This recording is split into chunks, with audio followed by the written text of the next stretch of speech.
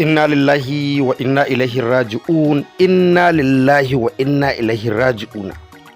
Da farko dai a ce Kannywood duniya ina zaki da mu.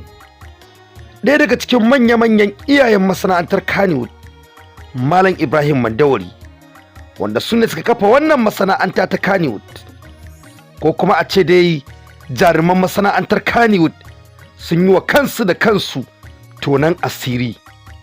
Idan har irin wannan bayanai za su dinga fitowa daga bakin manya-manyan iyayen Kannywood, wanda ba su yi da neman tona asirin masana'antar ba, ko kuma neman tona asirin jaruman masana'antar, ko kuma ba su yi da neman tona asirin matan da suke cikin masana'antar ba, ya yi postin ne a karan kansa a akawun ɗinsa bisa yanayi da rayuwa, ba kuma ya yi bane da neman taimako ko neman agajin wasu mutane irin wanda wasu jaruman sukan yi.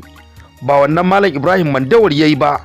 Jarumin Kannywood ya yi magana ne, ya yi postin a cikin akawun ɗinsa cewar yau fa ya haƙura ma da motarsa ya ajiye ta saboda tsadan mai, ya hau a daidaita sahu, babur ɗin da ake bada 100 ko 200 ko 300 a kai ka inda za ka je ka dawo a haka cikin biyan bukata.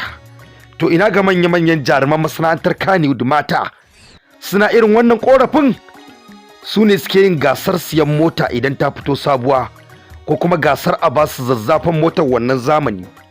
Su ne suke yin gasar a basu zazzafa ko kuma su siya zazzafar waya da ta fito a wannan shekara, kamar yadda aka gani cewa an yi gasar siyan waya ko kuma fara mallakar waya a cikin masana'antar Kannywood. Ummi Gayu ta zo na ɗaya, ta fara mallakar wannan waya, kuma ana gasar motoci GLK a masana'antar Kannywood. To kada fa a tona wa kai asiri. Ibrahim Mandawari, ko ba komai ya kamata jaruman Kannywood su dinga zuwa suna gaishe su ko duk lokacin sallah ne.